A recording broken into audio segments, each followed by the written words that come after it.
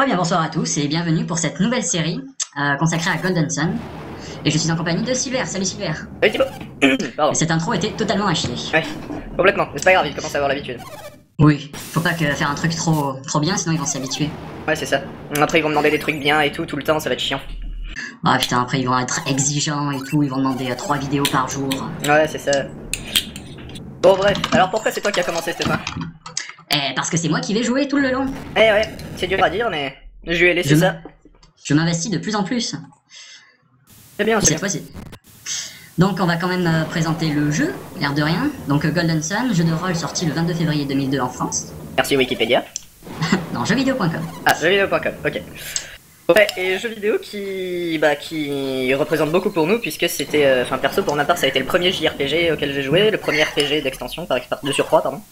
Premier jeu sur GBA pour ma part aussi. Moi je me demande si ça n'a pas été Kirby le premier jeu sur GB. Ah, Bon, j'ai plus. possible.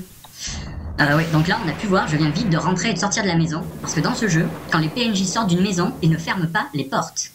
Non, t'es juste rentré, ressorti pour ça. Oui, C'est- le souci du détail. Ah ouais, quand même. Et je le refais encore une fois un peu plus loin aussi. Ah putain. Bon, alors, pour présenter... Bon, vas-y, éclate-toi. Moi, je racle Bon. mon assiette pleine de fromage. Oui, il est 8h30 du matin, je mange des pâtes au fromage. Bah, je vois pas où est le problème. Ouais. Donc, Golden Sun, on incarne Vlad, pour le moment un jeune garçon de 14 ans, qui un matin se fait réveiller par sa mère, plein milieu, enfin, un matin. Comme On sait d'hab. pas trop quel moment de la journée c'est, parce qu'ils ont juste mis un filtre gris. Donc ça fait pas vraiment la nuit, mais Ouais, ça fait... Ouais, voilà. ça fait genre une vieille journée d'hiver pourri. Sauf qu'il n'y a pas de neige. Enfin bref, on se fait réveiller car un gros rocher va tomber et potentiellement écraser la ville. Et donc il faut aller se mettre à l'abri. Sauf que nous sommes dans un JRPG, donc tout va ne pas se passer normalement. Donc La description des trucs. on a une trajectoire définie pour se réfugier. Donc là je montre qu'on peut pas aller trop où on veut, il y a des rochers qui nous bloquent la route assez régulièrement. Ouais, et Genre, pile tu quand marches on et arrive. donc, c'est exactement ça. Hein. À 2 secondes près, on était mort.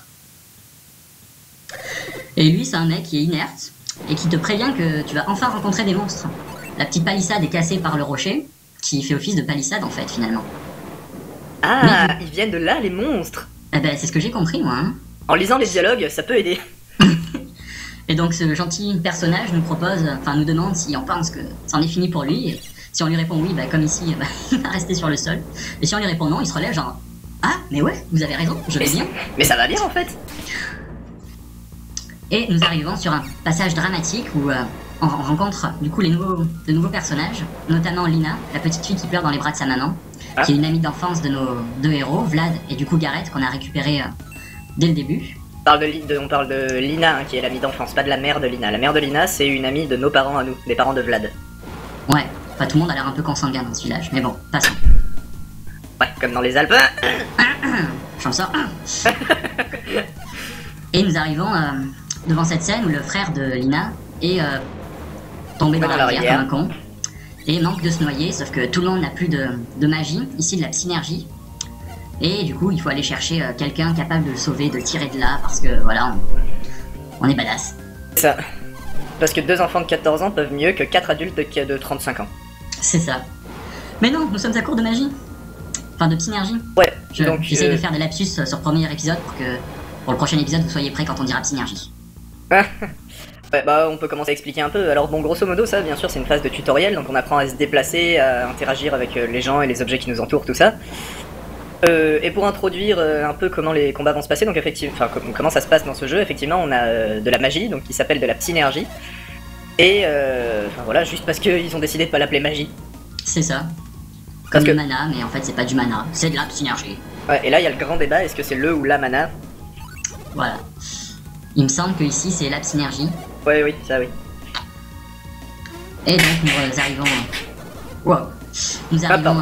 sur la grande place où, comme par hasard, un mec a fait le plein de synergie et peut enfin venir nous sauver.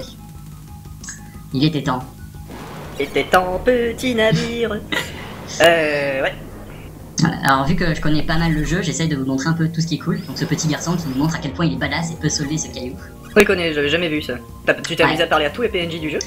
Non, mais lui je savais qu'il faisait des trucs cool. D'accord. En même temps, quand t'es petit et que t'es bloqué, tu arrives au passage où je parle à tout le monde. Ouais, c'est pas faux. Alors petite précision aussi, j'ai combé tous les combats. J'ai coupé tous les combats. Ah oui, je me disais aussi qu'il manquait des combats. Je me suis dit, putain, il rencontre personne, il a du bol. Non, j'ai coupé tous les combats aléatoires, on va dire, parce que bah c'est chiant. Enfin, quand on joue pas, c'est très chiant de regarder quelqu'un faire des combats. Bah, surtout les combats aléatoires, ouais, comme dans Pokémon, je me démerde pour avoir le moins de combats aléatoires possible. C'est ça, parce que autant il serait intéressant, mais en fait, ici, on ne fait que farmer le bouton A pour attaquer. On se fait pas chier à utiliser de la psynergie pour un monstre à la con. Parce qu'on en a pas, simplement à ce stade du jeu, on n'a pas de psynergie. On en a pas, mais aussi après, tout le long, je trouve que tous les combats aléatoires, ils se font facilement à l'épée, voilà, à l'attaque normale. Ouais. Et là, c'est le drame. Le rocher s'effondre. Les vieux schnocks du village n'ont pas réussi à retenir le rocher qui est en train de se fracasser la gueule. Et forcément, c'est le drame. Et Sproch! Surprise, motherfucker! Nous arrivons sur ce paysage chaotique. Chaotique du chaos, démon infernal, de l'enfer infernal. Bon, du coup, j'essaierai de parler un peu à tous les PNJ dans les moments importants pour... En fait, le but de cette série, ce sera de vous montrer le jeu qui... Du coup, a un très bon scénario, je trouve, qui est assez beau pour la GBA. Et du coup, vous en faire profiter sans que vous ayez forcément 20 heures à passer, vous, à jouer, à tout vous farcir, à tout chercher. Ouais. Car le but sera aussi de le finir à 100%, donc avec tous les objets, dans tous les coffres, de faire toutes les quêtes annexes, même si on n'a pas énormément, et de récupérer tous les jeans, chose qu'on verra dans le prochain épisode, je pense. Ou peut-être dans le troisième. Non, dans le deuxième. Dans le deuxième, tu penses? Ouais, ça peut être faisable. Ouais. Donc, introduction à ces deux nouveaux personnages. Qui sont les deux gros méchants du jeu. Ouais, enfin en même temps on va pas vraiment le cacher, on ne peut pas le cacher, hein. Je veux dire, c'est des mecs, ils sont là, ils disent des trucs méchants, ils disent c'est les méchants du jeu, on est d'accord. Voilà. Et ils ont les yeux rouges. Oh. Leur musique est très bien, d'ailleurs c'est... Enfin, je dirais que c'est dommage qu'on parle dessus, car toutes les musiques du jeu sont vraiment pas mal. C'est vrai que la bande sonore est l'une des meilleures que j'ai entendues dans les jeux vidéo. Pour une GBA, en plus, elle est d'assez bonne qualité. Ouais, si vous pouvez la télécharger, vous pouvez l'acheter gratuit, enfin, vous pouvez l'acheter légalement. Ah. Et donc là, un seul combat, parce que bon, je l'ai considéré comme un combat de boss. Oui. Et vu que c'est un combat qu'on ne peut pas gagner. Ouais. Je pense qu'on peut pas le gagner.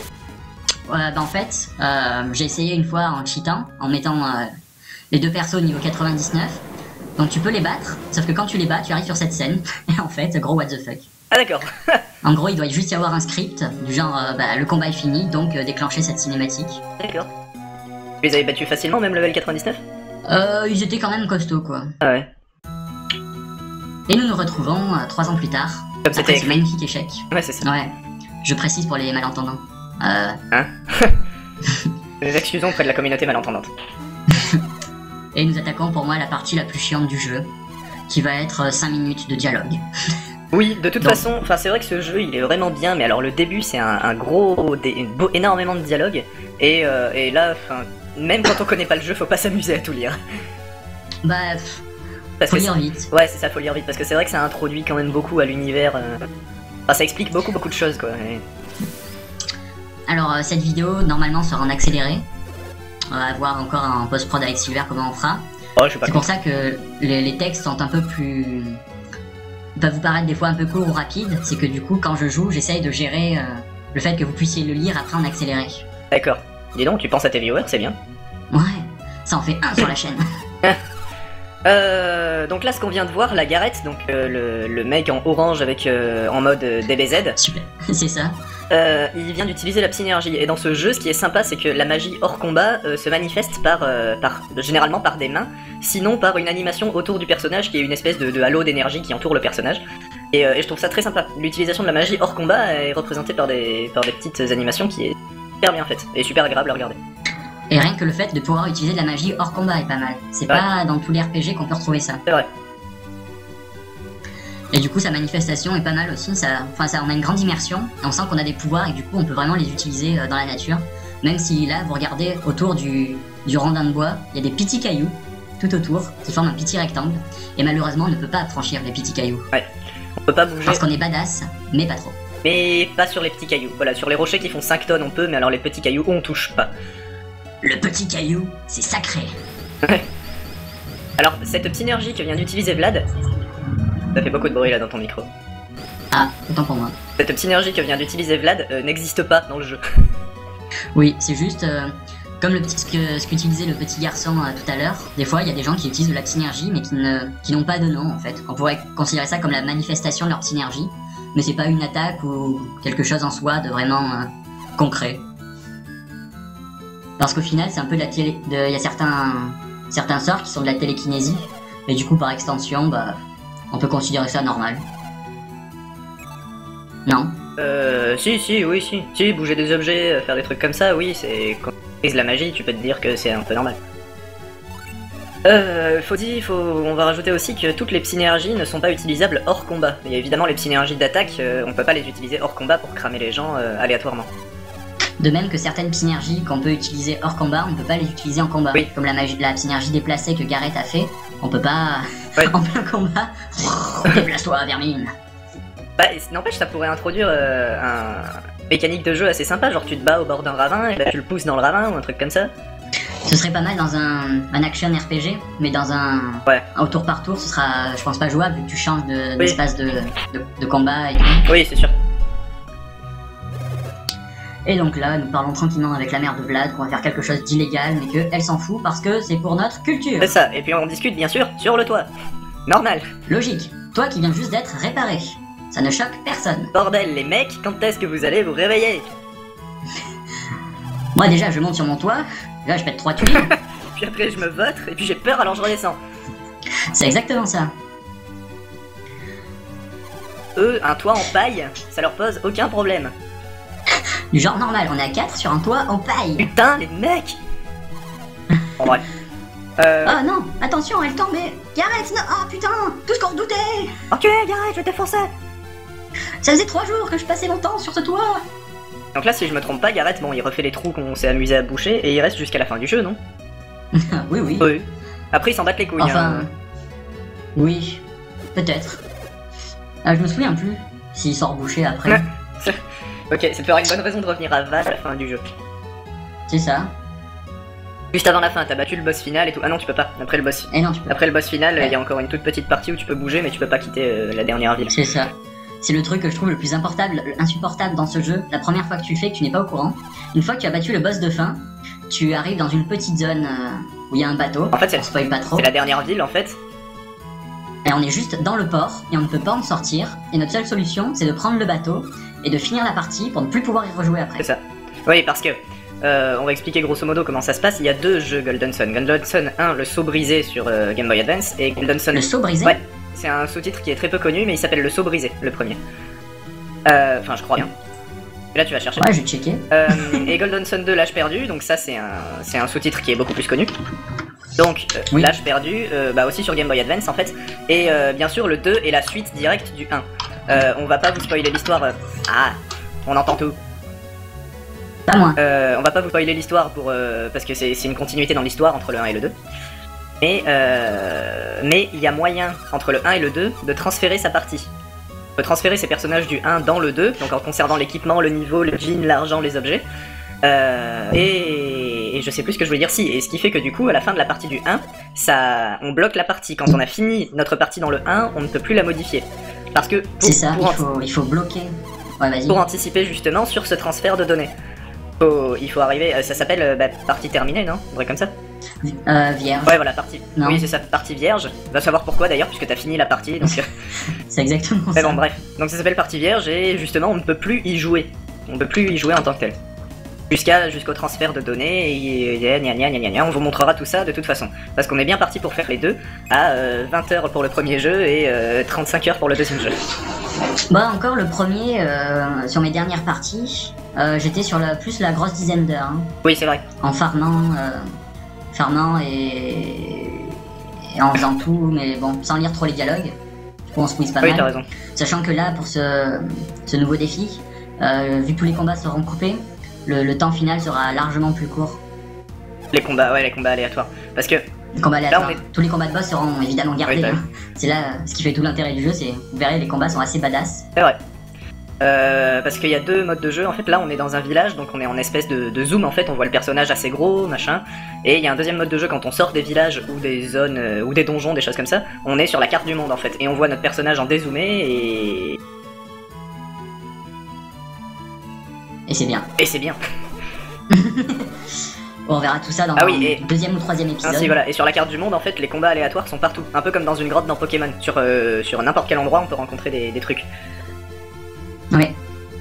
Ce qui fait que, sachant que suivant où on est, le décor change pendant le combat. Ouais. Si on est dans une plaine, on a un décor de plaine, et si on est sur une pseudo-forêt, on est un décor de forêt. Si on est dans un désert, Ce qui on est a un pas décor de mal. désert, et si on est dans un... Et si on est dans ta sœur, on a un décor de ta sœur. Ouais. Mais bon, se battre dans ta sœur... Oh si, il y a la place dans son cul. Oh, large, large. Ouais. Bon bref, Donc là, nous avons pu voir nos deux méchants qui voulaient utiliser notre vieil ami pour faire en fait la même chose que nous, mais du coup, vu qu'ils sont méchants, bah, Telos, qui est le vieux, il a dit non. Du coup, ils sont tellement intelligents, ces méchants, qu'ils se sont dit on va laisser les jeunes y aller et on va les suivre. Plus ou moins. plus c'est ça qu'ils font, clairement. Voilà. Et grosso modo, Telos, en fait, c'est le vieux sage qui connaît tout sur tout. C'est un vieux. C'est ça. C'est un vieux, il est méga vieux, on sait pas comment il fait, mais il est toujours là dans le 2, et il est toujours là dans le 3. C'est ça, le mec il franchit les âges. Sachant que dans le 2, bon, c'est les mêmes personnages, donc ça va, mais dans le 3ème Golden Sun sur Nintendo DS, c'est juste les enfants des personnages actuels, donc à peu près 30 ans après, sachant que là, il a déjà 70 balais, lui, du crouton, hein. Large. Telos est invincible. Ouais, c'est ça. Telos l'elfe. C'est vrai. En même temps, c'est un vieux sage. Si ça se trouve, pendant sa jeunesse, il a trouvé un truc qui prolonge sa vie, cet enculé. Ah, c'est pas faux.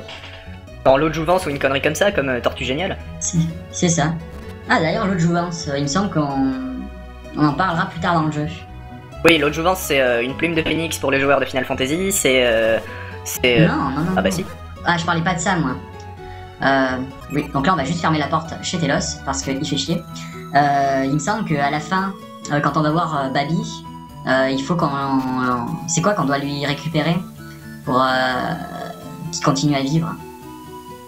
Roya ou un truc comme ça. Je sais pas si tu vois ce que je veux dire. Ouais. Non. Il a une... Bon, plus tard dans le Bon, jeu, il y regarde. a un vieux aussi qui est très vieux et il faut lui récupérer un truc qui le maintienne en vie, sinon il va mourir. Nous, on verra tout ça en détail. Et là, je veux souligner le fait que le curé ou le prêtre est complètement con parce qu'il va surveiller derrière un bâtiment. C'est ça. Pourquoi? Et donc, nous allons nous arrêter ici, dans l'entrée de ce magnifique temple de sol qui nous réservera pas mal de péripéties par la suite. Et Salut tout le monde! Ciao!